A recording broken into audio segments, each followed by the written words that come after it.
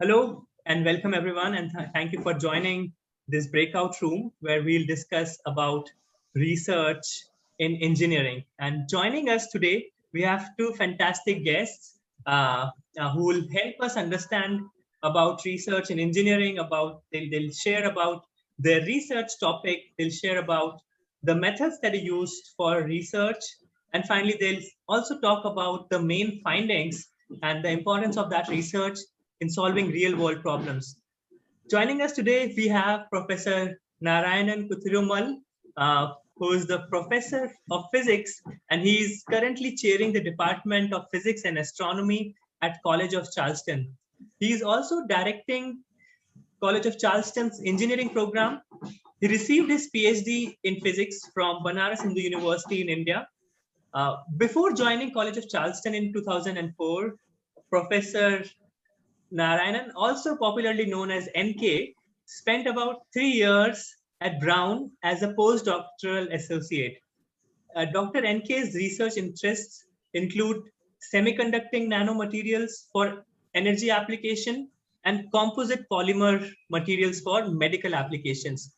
He has mentored about 30 undergraduate research students and published over 50 peer-reviewed papers in international journals, in addition to publishing several conference abstracts. He received the Distinguished Teaching Award of the College of Charleston in 2010 and is a member of the Phi Kappa Phi Honor Society. He also received the Excellence in Collegiate Education and Leadership Award, Outstanding Faculty of the Year for School of Sciences and Mathematics in 2020. And this year, Dr. NK received the Noonan Sustained Achievement Award of the School of Sciences and Mathematics at College of Charleston. A very warm welcome to you, Professor NK. Thank you. Hello. Joining Professor NK, we have Funke Oladimeji, who is the instructor of physics department, and she teaches courses in systems engineering.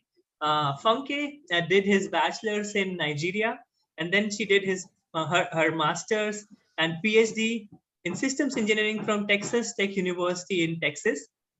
Her research is in the field of performance measurement systems and systems dynamics. A very warm welcome to you, Funke. It's a pleasure to have both of you here today, and we'll go forward, and I'll begin talking with you, asking you questions about research. So my first question to you is, what got you interested in research? Thank you for having me. Sometimes I also ask myself this question, like, why did I get interested in research? But one thing I would say is my path to research is not linear. I wasn't growing up thinking I was going to be in research. It just happened to be. I noticed that I enjoyed working on technical and mathematical problems, and I could spend time on these problems without it feeling like a burden. So while I was in industry, my supervisor used to tell me like I was very good in researching problems that we had. Anyway, I was encouraged to transition into academia, so I did. And I really enjoyed the process of the research. To be completely honest, not every part of the research process is all fun. Documentation is challenging. You have to explain what you're doing and not oversimplify the process. You have to make sure that someone outside of your field also understands what you're doing. And so while you have the challenges, you also have the benefits. That is, when you find the answer to the questions, it helps to enrich the research area. I also enjoyed working with other people, the collaborations I had. In addition to that, I get to meet people, especially in conferences, and that makes it very interesting. So, yeah. As far as I am concerned, when I was at my high school, my teacher, the physics teacher specifically, used to show me the class specifically some experiments, I mean, simple experiments, really simple, like magnets and electricity and so forth. And he always showed these demonstrations before teaching the class. And that was kind of unusual at that time, demonstration-based teaching, especially physics. And physics was actually considered as a kind of tough topic with all these math requirements. And that actually brought my interest into physics. And he always say, yeah, I mean, if you're interested, learn more. So you, from your high school, you go to college, and then, you keep going and keep studying more and more interesting stuff. So that was actually a kind of trigger to me to study more physics. And that's how I actually got into physics from high school. And then I took physics at the college, and then to PhD. And you should be passionate about the topic. My best advice is not just go for a degree. If you don't like it or you are not passionate, just don't go for a degree. A PhD is not just a degree. It's actually answering questions from your passion, and you should be passionate about it first.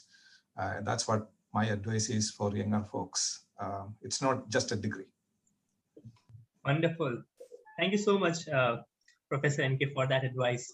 My next question is, what is your research topic? Please elaborate a little bit on the research topic. Okay, so my research is in the area of systems engineering management. And I guess I should start with defining what that is. So engineering management combines engineering technical skills with managerial knowledge and skills. So whatever you've learned from your engineering skills, you apply to managing organizations or people. So my research topic is using dynamic analysis to investigate factors that contribute to performance measurement success. So specifically, we are focusing on implementation. So let me use an example. For example, maybe an organization, a software company, for example, they want to sell 1 million copies of their software annually, right? Then we have another company, B, that wants to increase the sales to new customers annually. So those are two different outcomes that those companies have. And that means that we are going to use two different measures for them. They cannot have the same objectives. They cannot have the same goal, because one wants new customers annually. One just wants copies of their software sold annually. Those are two different outcomes. So with performance measurement systems, what we are looking at is, we are not just looking at the measures and outcomes, we are also looking at the non-financial outcomes. Things like, did you train your employees? Is your technology updated? Things like that we feel like contribute to whatever success you are looking for. So to summarize, we are not just looking at one aspect of your measures, we are looking at it systemically, holistically. And so that's where my research topic is at. It looks at helping companies or organizations, let me put it, try to use dynamic analysis. The dynamic analysis part is the engineering part of it. It uses a dynamic analysis to investigate success factors for them. Okay. As far as I am concerned, during my time, when I was young, one of the wonderful things I had was a radio. You guys may not be knowing that. In the radio, they used to write, solid state. And I was not sure what this means, solid state. It can do really wonderful things. You can hear music, coming from somewhere and do several wonderful things. And that's how I actually got interested in solid state, want to know more what solid state means and what are those materials essentially. And how can we develop newer and newer materials? So got interested in materials and started working on materials science. So I am an experimental physicist, working on experimental problems, mostly related to materials, material science. Materials means it could be semiconducting. That means if you take copper wire, which is conducting, if you take plastic, which is non-conducting, we call it insulator. And there is something in between, materials in between, and that's what we call semiconducting materials. So all these wonderful things you see, for example, computers, your phone, are actually the ideal element, the active element inside is silicon, which is a semiconducting material. So my research area mainly involves developing such materials, smaller materials, because its properties are very different. Your phone is becoming smaller and smaller and smaller because you can stack more such active elements into a smaller space. So it becomes more effective and smaller. So when you make such materials, you have to first synthesize such materials, and then you need to study such materials, right? You have to make sure it meets your requirements. You need to know its properties. So that's how we do in my lab, develop such materials and then study those materials using a variety of techniques, including electron microscopy, X-ray diffraction, ultrasound, spectroscopy. So we use an array of techniques, modern techniques, to study those semiconducting materials. And these materials are applied in electronics, energy applications, you just name it. I mean, everywhere, all these modern developments you can see are because of these interesting materials. That's one of my area. And the other is recently started collaborating with the medical university, where some of these materials can be also applied in the area of medicine. That's what essentially I'm doing. I don't know much about medicine, but I know materials. I'm a physicist. So my role is to understand it from a physics perspective, not from a biology or medicine perspective, but that's why it is very interdisciplinary. Okay, it involves physics, chemistry, biology, and medicine, and that makes it very interesting. So these are the two main areas of my research. Perfect. Thank you so much, Funke and Professor NK, for sharing that. My next question to you, Funke, is why this topic? I mean, what got you excited in this topic particularly? If you would elaborate a little bit on that. So the reason why I'm researching this topic, first of all, is that I'm interested in it. I like it. It's not a burden to me. So even when I spend hours and hours on it, it's, I'm still interested in going back to understand what is going on, especially with research. There is no clear answer at the beginning. So you would get to a point where you are not getting anything from your analysis or your model, and that can be frustrating. So if I'm not interested, I'll just quit. But I'm interested in the topic. That's the first thing. The second reason why I'm researching this topic is I was encouraged by my former advisor to look into it. And then the third reason is with the performance measurement systems that we have, there is a significant failure rate there. So, organizations putting these systems in their businesses to improve processes, but what we are seeing is that instead of improving it, it's not improving, or they are having failures. So, so because of that, there's more failure than success to what is intended for their organizations. And because we are also measuring intangible factors, most of the models we have out there measure tangible factors, right? For example, your employee showing up for work is tangible, right? And you feel like that is supposed to make you succeed, but are they motivated? Are they satisfied? Those are intangible factors that are very difficult to measure. And so when we combine those two together, we see that it increases the success rate for the companies or for the organizations. So that is why I'm researching the topic. As Funke has said, yeah, it's of course your interest, and also you like doing it. right? Otherwise, it'll be very hard for you to pursue it further. You just accept a job and then that's it. But it's your interest. And materials specifically, it has applications everywhere, whether it is manufacturing, whether it is electronics or medical, defense, you just name it. I mean, everywhere you need materials with the different properties, right? Some of them, maybe for electronics, some of them maybe for, containing the heat. Some of them may be for producing electricity from heat. We call thermoelectric materials. Plastics, you just name it. I mean, everywhere you need materials, even building, for example. So it has applications, lot of applications in the modern world. And that's why it is very important studying, developing new materials and then investigating its properties. And that is really important in the modern world for development.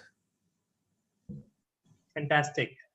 Let me move on to the next question, where we can go into a little more technical details, and you can share with me the methods that were used in the research or any specific techniques or methods that you involved while your research. Okay, so my research really uses a diverse methodology, and that is because, like I mentioned before, we use tangible and intangible. We are trying to measure tangible and intangible factors. So we use different methodology to try to do that. I'll just list like 4 of the major ones that we constantly use. So the first one is called a systematic literature review. And what this does, this was from the medical research area. They use it a lot in medicine. So we applied it to our own research. What it basically does is to find out what has been done so far in that research area. And it's a very, very comprehensive process, because you are not just looking at the research done in maybe, for example, in America, you are trying to find all the research done worldwide. So it's very, very rigorous. It's very comprehensive, and not just one person can work on it because of the rigor of the methodology. And the second is like a subset of it. It's called a network analysis. Basically, what we are trying to do is trying to find out everyone in the research area that has done work on that topic and contact them for collaboration. So we are able to do that because it's a very, very small or niche research area. Not a lot of people are in there. So that is why we are able to do this other network analysis. The third is using structural equations models. So we use things like path analysis there. We are trying to measure the effect of the factors. So which factor has the higher effect in bringing success to your process. We are also trying to see what the relationship between the variables are. So for example, if your management is not supporting the employee, how does that affect success in your companies? So the structural equations model will help us measure that effect.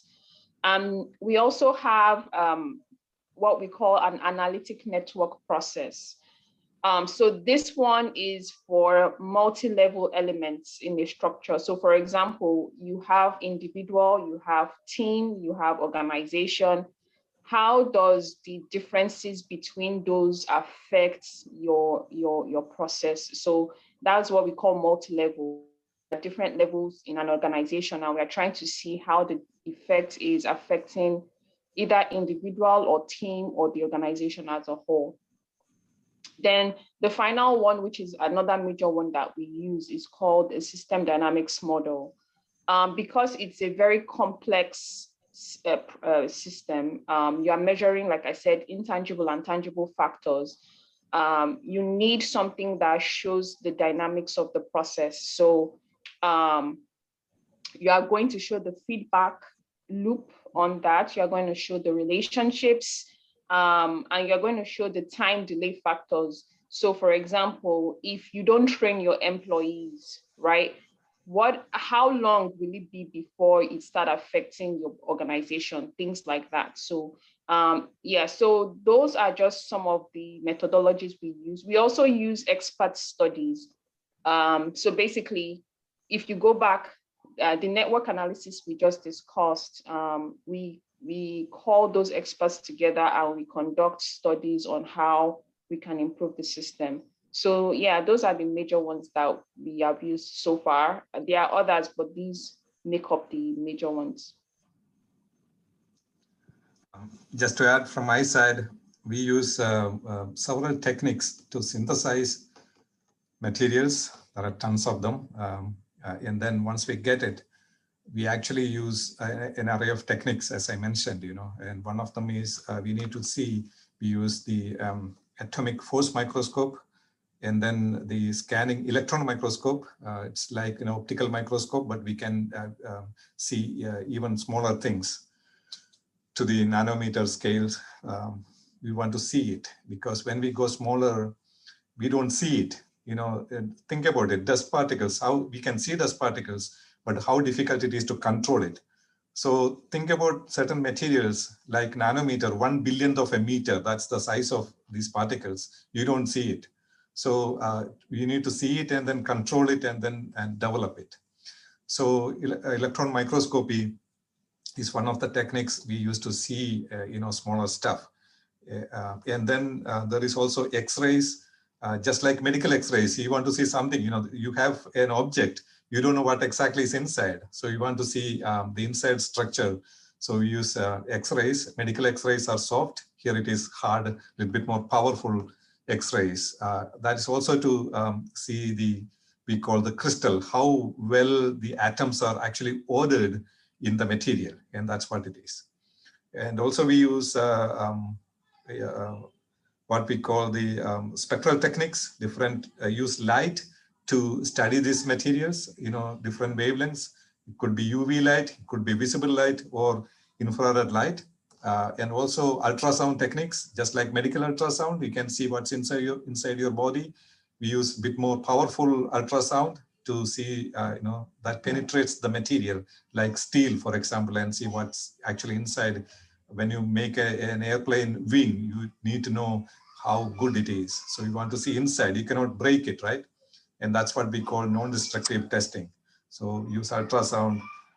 And also another group, it's actually a collaborative work, a group synthesize and we characterize. And there's another group, mathematical modeling, so whether we can model a system first and then synthesize it, with very specific properties. So it's actually a collaborative work involving synthesis, characterization, and modeling.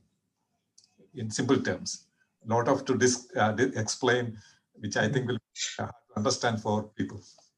Wonderful. Thank you so much for sharing that. And before we move to the final question, I just want to share with all the students who are here, if you want to meet these two fantastic people and learn more about their research, and of course, if you want to work with them on their research, you'll find them at College of Charleston. College of Charleston is a Next Genius Partner College in the US.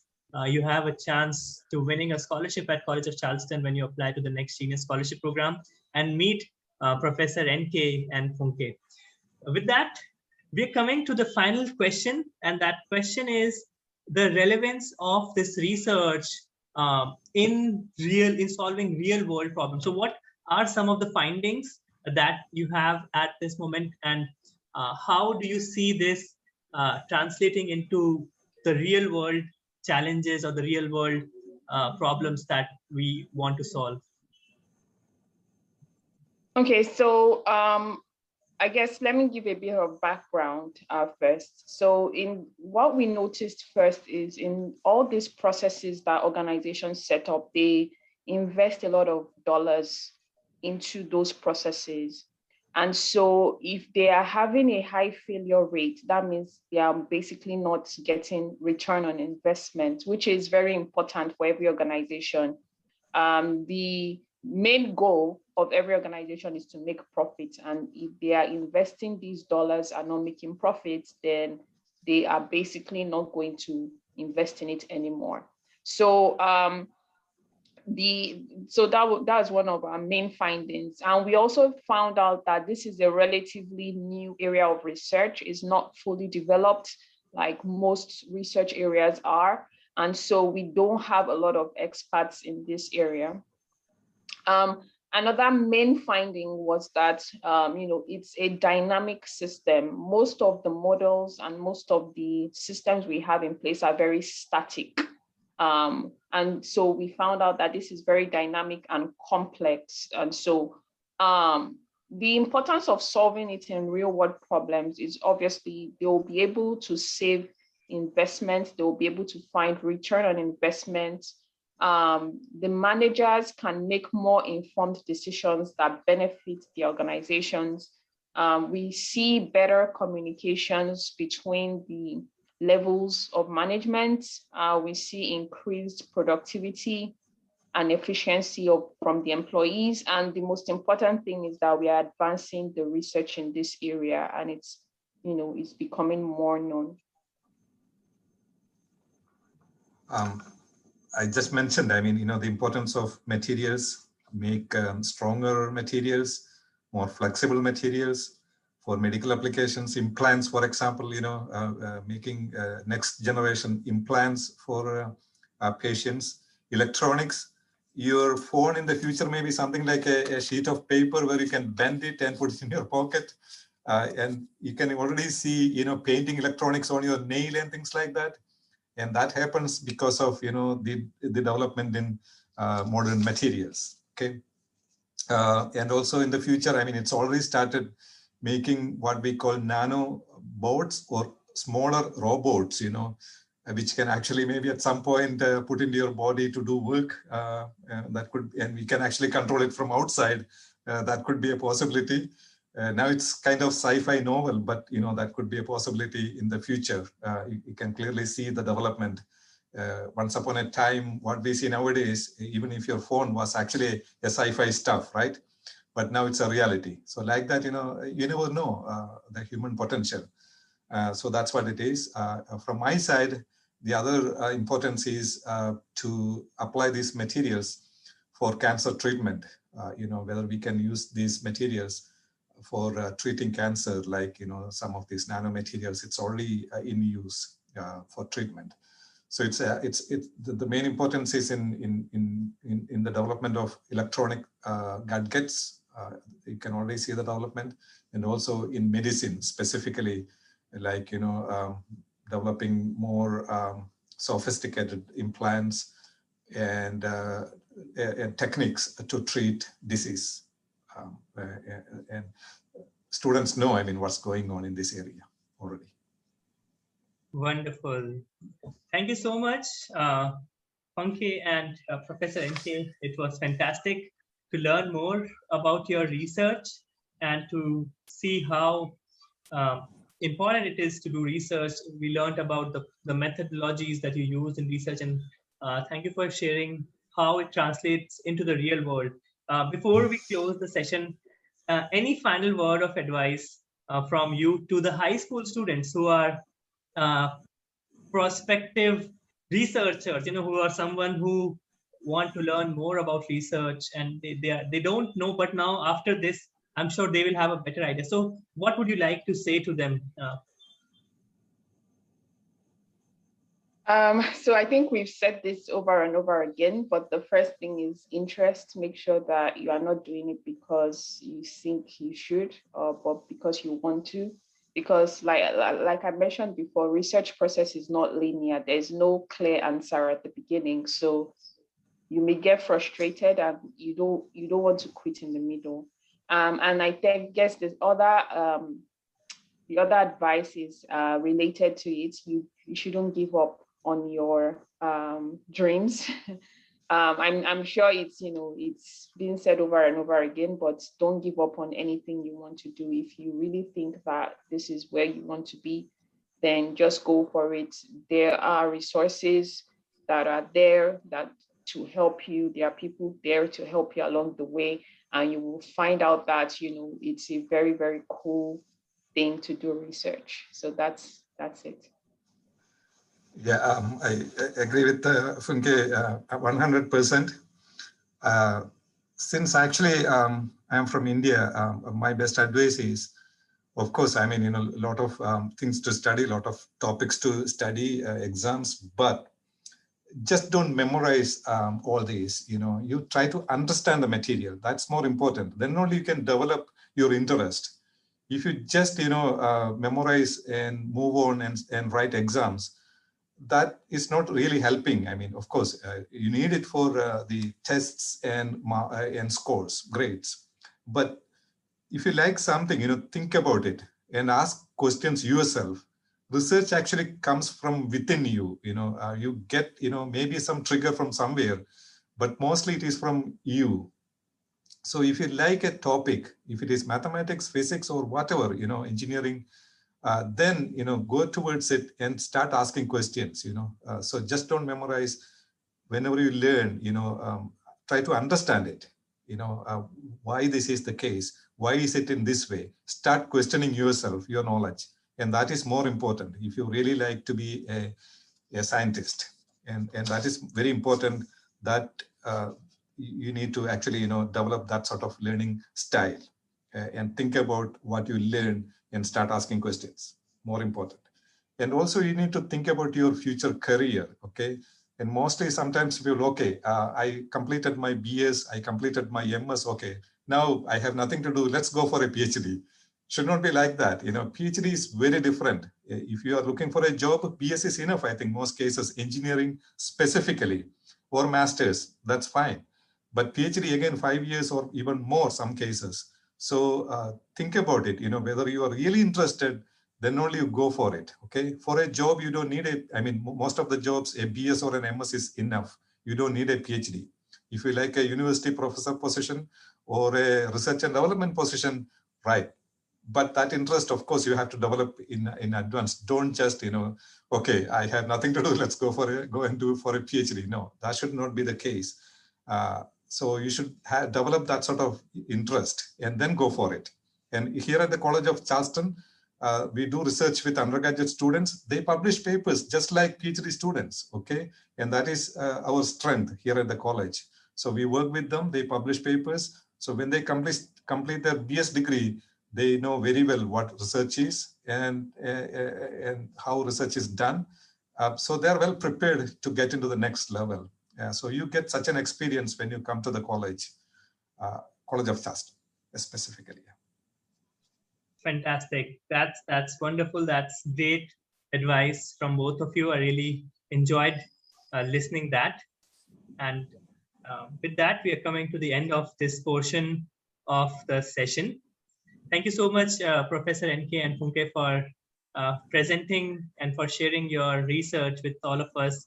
It was a pleasure having both of you here, and it was very insightful. Thank you.